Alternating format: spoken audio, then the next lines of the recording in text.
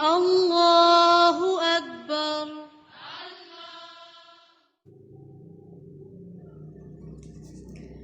بسم اللہ الرحمن الرحیم۔ السلام علیکم ورحمۃ اللہ وبرکاتہ۔ لیسن نمبر 4، سورۃ البقرہ۔ سبحانک لا علم لنا الا ما علمتنا انک انت العلیم الحکیم۔ اللہم فقہنا فی الدین۔ آج ہم انشاءاللہ اللہ کی توفیق سے آیت نمبر 9 سے لے کر آیت نمبر 20 تک کا مفہوم ایک لیکچر کے طور پہ ہم جو ہے وہ بیان کریں گے۔ آیت نمبر 9 میں جو لفظ مرضن استعمال ہوا ہے اس کا مطلب ہے بیماری۔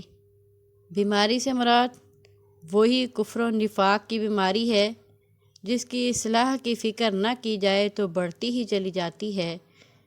جس طرح انسان کے اندر ایک مرض ہے، جب تک اس کا علاج نہ کروایا جائے تو وہ بڑھتی ہی چلی جاتی ہے، اسی طرح نافرمانی، کفر، فساد، جھوٹ، اگر ان چیزوں کی اصلاح نہ کی جائے تو یہ بیماریاں جو ہیں وہ بڑھتی ہی چلی جاتی ہیں۔ جھوٹ بولنا منافقین کی علامات میں سے ہے جس سے بچنا بہت ضروری ہے۔ فساد صلاح کی ضد ہے۔ کفر و معصیت سے زمین میں فساد پھیلتا ہے اور اطاعت الہی سے امن و سکون ملتا ہے، جس سے آج ملک پاکستان محروم ہے۔ جب تک اس کے اندر اطاعت الہی، سنت رسول کو نہ اپنایا جائے گا تو ملک پاکستان کے اندر سکون نہیں ہو سکتا۔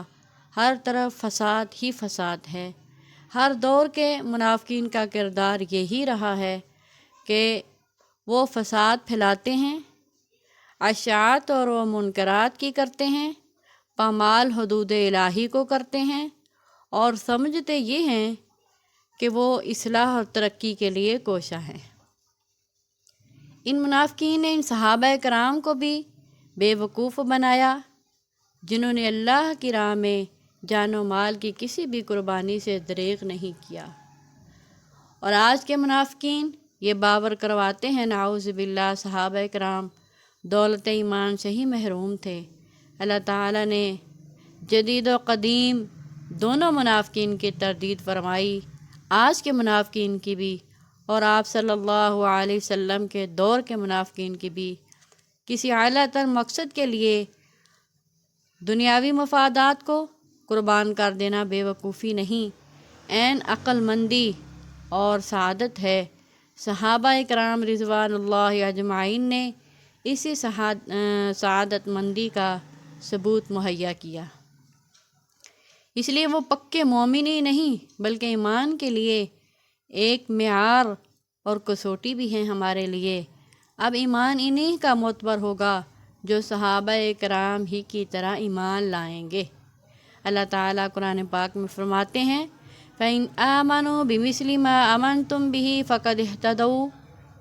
اگر لوگ اسی طرح ایمان لائے جس طرح تم ایمان لائے ہو تو وہ یقیناً سیدھے راستے پر ہوں گے۔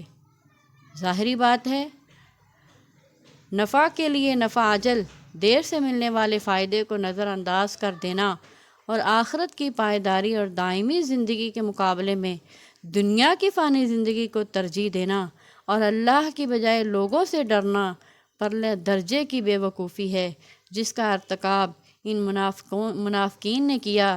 یوں ایک مسلمہ حقیقت سے بھی بے علم رہے ہیں۔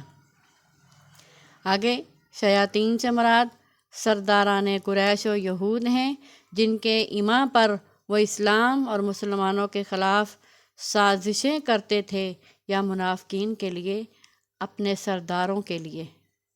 اللہ تعالیٰ بھی ان سے استہزاء کرتا ہے، مذاق کرتا ہے۔ اس کا مطلب یہ ہے کہ وہ جس طرح مسلمانوں کے ساتھ مذاق کا معاملہ کرتے ہیں، اللہ تعالیٰ بھی جس طرح اس کی شان کے لائق ہے ان سے مذاق کرتا ہے۔ نتیجتاً ذلت ادبار میں مبتلا کر دیتا ہے، جس کی مثال اس کو استہزاء سے تعبیر کرنا زبان کا اسلوب ہے، ورنہ حقیقتاً یہ استہزاء نہیں ہے، ان کے فعل کی استہزاء کی سزا ہے۔ جیسے وَجَزَاءُ سَیِّئَةٍ سَیِّئَةٌ مِثْلُهَا، برائی کا بدلہ اس کی برائی سے ہے، اس میں برائی کے بدلے کو برائی کہا گیا ہے، حالانکہ وہ برائی نہیں ہے، ایک جائز فعل ہے۔ اسی طرح اللہ تعالیٰ نے دوسرے مقام پر فرمایا یخادعون اللہ وہو خادعہم، وہ اللہ کو دھوکہ دینے کی کوشش کرتے ہیں جبکہ وہ اپنے آپ کو خود دھوکے میں ڈال رہے ہیں۔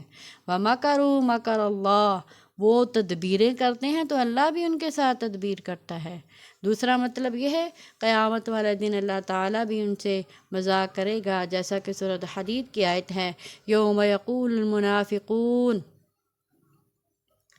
آگے ان کی جو تجارت ہے جو ان کو فائدہ پہنچا رہی ہے، جس کو وہ فائدہ مند سمجھتے ہیں، تجارت سے مراد ہدایت چھوڑ کر گمراہی اختیار کرنا، جو سراسر گھاٹے کا سودا ہے۔ منافقین نے نفاق کا جامہ پہن کر یہی گھاٹے والی تجارت کی، لیکن یہ گھاٹا آخرت کا گھاٹا ہے۔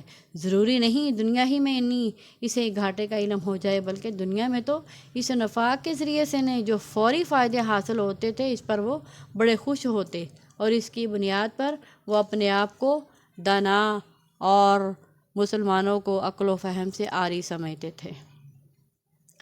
حضرت عبداللہ بن مسعود اور دیگر صحابہ کرام نے اس کا مطلب یہ بیان فرمایا، نبی صلی اللہ علیہ وسلم جب مدینہ تشریف لائے تو کچھ لوگ مسلمان ہو گئے لیکن پھر جلد ہی منافق ہو گئے۔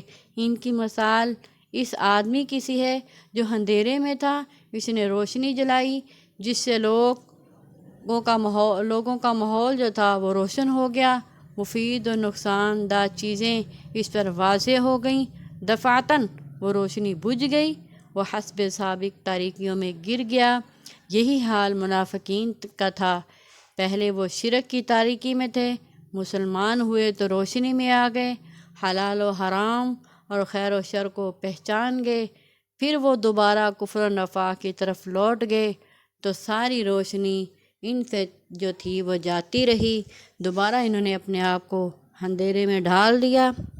جس طرح آج کے مسلمان کہنے کو مسلمان ہیں لیکن ہیں وہ اندھیرے میں، نہ نماز کی پابندی، نہ روزے کی پابندی، اور نہ ہی زکوٰۃ حج خیرات کی پابندی، نہ ہی اطاعت الہی ان کے اندر پائی جاتی ہے، نہ ہی اطاعت رسول پائی جاتی ہے۔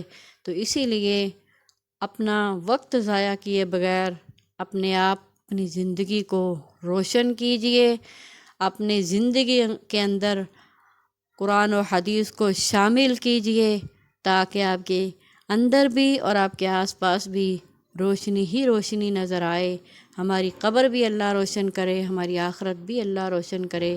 یہ تھی ہماری آیت نمبر 20 تک آیات کا مفہوم، چھوٹا سا لیکچر۔ اسی کے ساتھ ہی ہم جو ہے وہ لیکچر کا اینڈ کرتے ہیں۔ اللہ تعالی ہمیں صحیح معنوں میں دین کو سمجھنے کی توفیق عطا فرمائے، آمین۔ وآخر دعوانا ان الحمد للہ رب العالمین۔